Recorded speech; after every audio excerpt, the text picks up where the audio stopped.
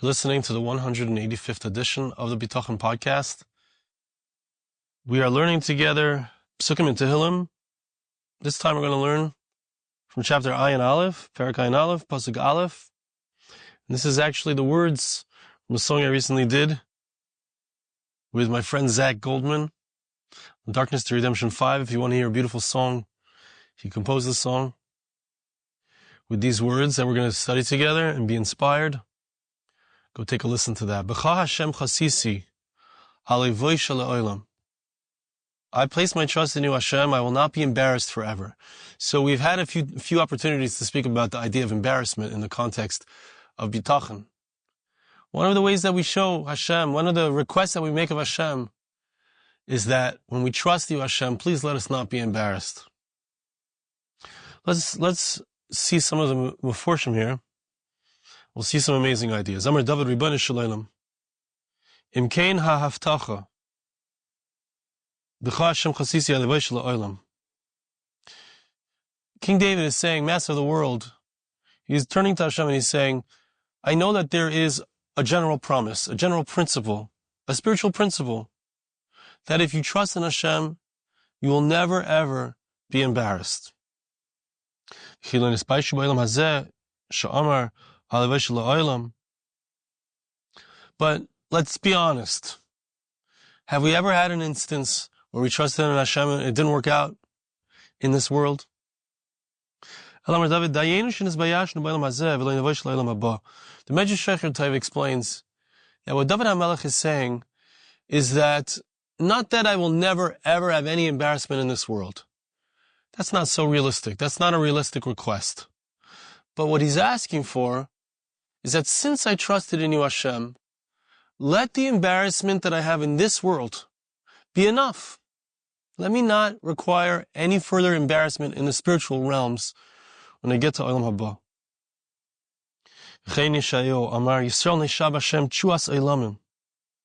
Passuk in Isaiah says, Yeshayahu Memhei Yud Zayin, chapter 45, verse 17, it says, the people of Israel are saved by Hashem in eternal salvation.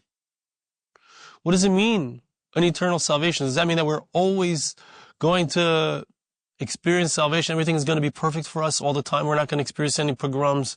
We're not going to experience inquisitions. We're not going to experience Holocaust, heaven forbid. So he's understanding, the Medrash is understanding that the request is Teshuas Eilamim doesn't just mean, of course, we want to have salvation in this world. We want to experience goodness and God's hand in our lives in this world. But ultimately, we understand that we don't always experience it in this world. And it's going to be an eternal salvation. This world is temporal. This world is only for a limited amount of time. But the world to come is forever. The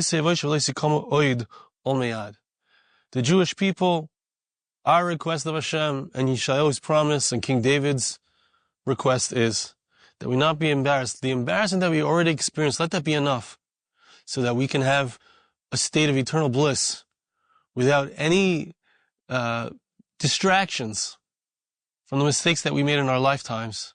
Let that embarrassment be erased. Let it suffice us that we were embarrassed in this world. And it's an important point because we need to remind ourselves when we experience embarrassment, when we experience pain, when we experience difficulty, that this is something which is erasing the embarrassment that we deserve in the world to come. In the spiritual realms, we are face to face with reality. We face Hashem. We experience God's unity, God's truth, the truth of reality. And when we're faced with that, so we're also faced with our own personal shortcomings, the mistakes that we made in our life. But we can, when we have experienced in our lifetime embarrassments that atone for and like I'm trying to think of the right word, but they release us from the mistakes that we've made, so then we don't have to experience them in the world to come. Now we come to the Chas of the Yavitz. He says, "Habetech b'basar v'dam yevosh." Somebody who trusts in a human being, naturally there's going to be a certain level of embarrassment. Achar kach ki lo yuchal lahatzil. Afterwards, because that person may not be able to help him, may not be able to save him. Habetech b'Hashem.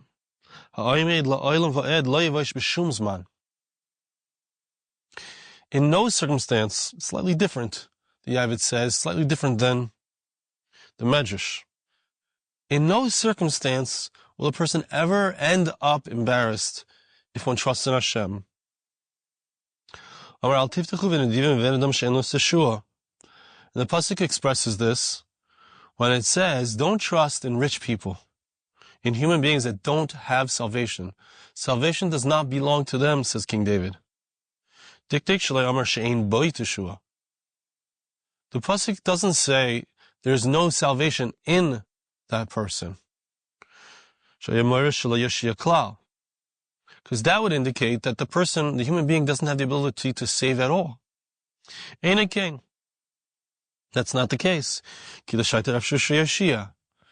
Because there are times when you can turn to a human being and they can help you, they can save you. It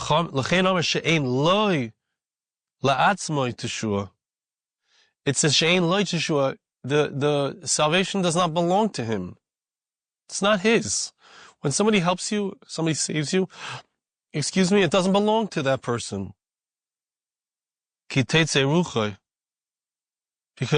the human being, the soul goes out of that person. The person can die. And when the person dies, obviously they can't continue to help anybody. So the person who dies, who is trusted in, they get lost in their death. And the one who trusts that person, places full trust, put all his eggs in that one basket, is also lost.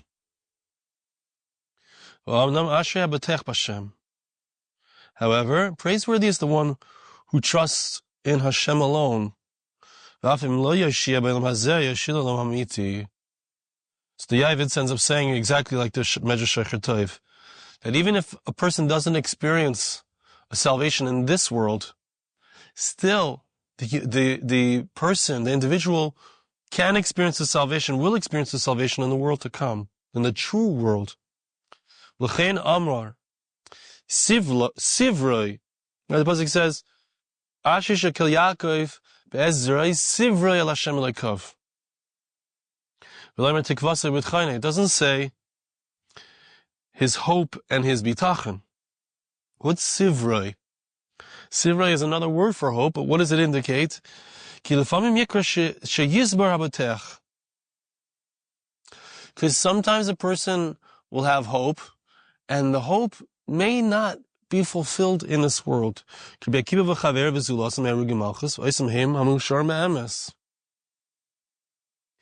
Akiva and his friends, the 10 martyrs, so they hoped that they would be saved. They asked Rabbi Shmuel to go up to the world above and find out what the story is, and he came back with a very negative report. They were still saiver. They still hoped. But their hope was a different kind of hope, and the hope of reward, eternal reward, the hope of salvation in the world to come, is a much deeper hope. It's a much deeper joy.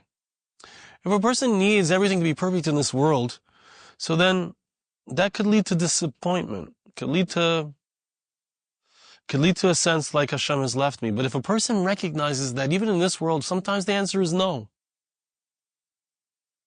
But I don't have to worry about the next world.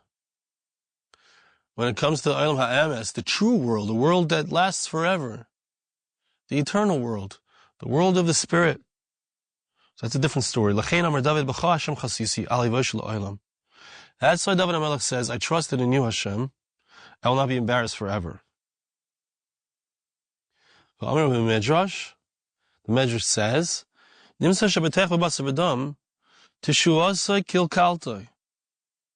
a person who trusts in a human being, so his hope and his salvation itself can cause him to be destroyed. And it causes his soul to be destroyed. A person who trusts in human beings, in individuals. So the result is that the person becomes dependent on those individuals instead of being dependent on Hashem.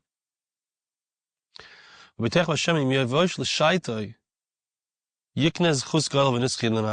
a person who trusts in Hashem, David HaMelech says, Ali Voishal Olam, let me not be embarrassed forever. Which means, let me not be embarrassed in the world to come. Because I trusted in you, and I know that everything that happens to me ultimately is for my good.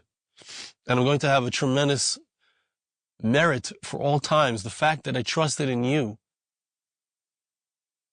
So a person who trusts in a human being, they might have a temporary salvation, but they don't get the ultimate salvation. That's the Ivitz. Tzuras David, Al-ki chasisi bach, meharoish al evoish la'olam. Since I trusted in you, it's appropriate that I not be embarrassed forever. Radak, each of these is just a pashup shot in the passuk.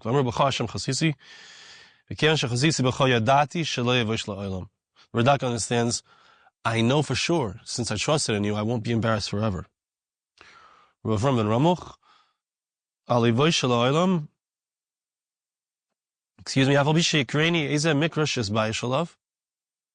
you know something might happen in my life that I'll be embarrassed about? Let that embarrassment not be constant. Let that feeling not always be with me. Help me be able to get through the embarrassing moments. Says the Alshich. The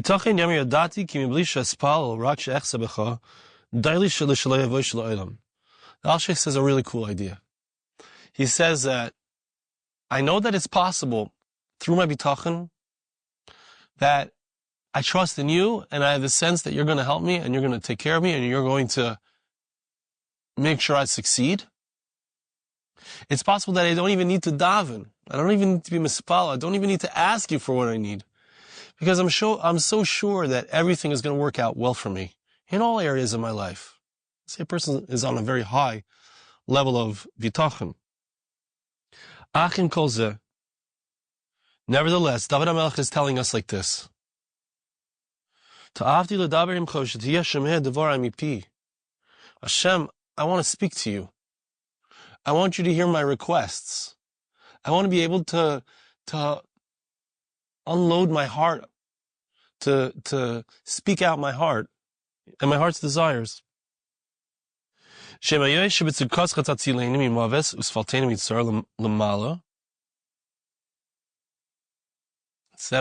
although it's true that because of your righteousness, you'll save me from death, you'll help me escape from any difficulties. You'll decree that I'm going to be saved, which is what it says in the passuk afterwards. In your righteousness, save me and release me from my troubles. Still, I beg of you,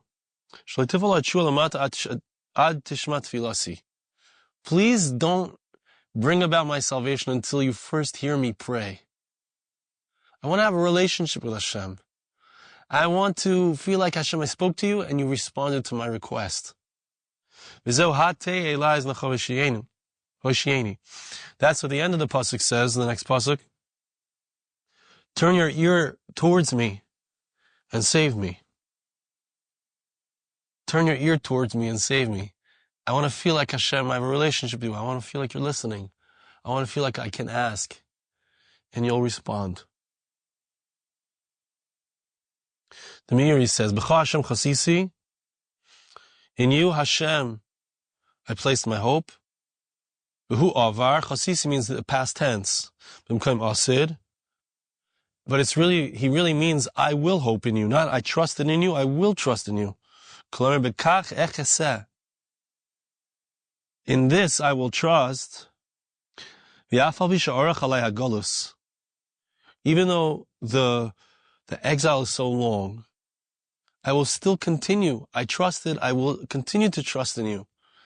Even though things are so difficult, even though we've been, for 2,000 years, we've been in Galus, in exile. And it seems like we're almost at the end, but it doesn't seem to be coming. There's no Beis HaMikdash. There's no Moshiach. I'm not going to give up. I won't be embarrassed forever. He brings the Ramchal. A similar idea. The reason that the Jewish people will be redeemed in the future, what's the schus that we have that we're being redeemed, that we will be redeemed? It's because of the fact that we had kivui, we hoped, we knew that Hashem would do it ultimately. That merit, that hope, that belief, that sense, that feeling, that's what is the schus, the merit for us to be redeemed. That's why David HaMelech says, since I trusted in you, let me not be embarrassed forever. Which is